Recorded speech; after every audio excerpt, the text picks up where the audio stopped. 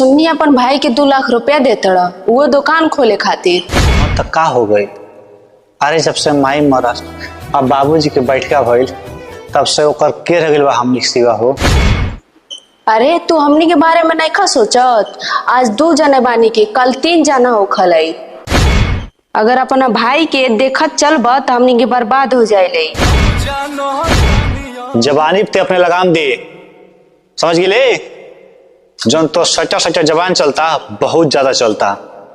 आज छुटका गइल गाँव में आओ तो खाना दे दिए, हम अबे आवतन चौराहा पर से। इ सबके ठिका लेके बैठल बाने, एगो हौ बूढ़ बा मरला बा मरियो नहीं खेजा। कुछ तो विधाता बोला। भाभी तनी खाना देबू?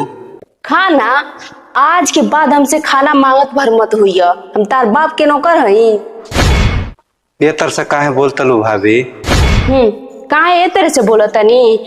तार बापो के बैठा के खियाई जा, तहु के बैठा के खियाई जा।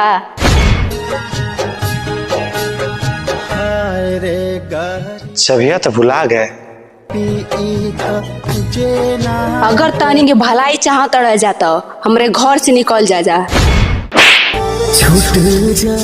आज तू फैसला कर लो, हमरे साथे रहबा कि अपने बाप भाई के साथे? में फैसला का करे के बारे? निकल जो हमरा घर से।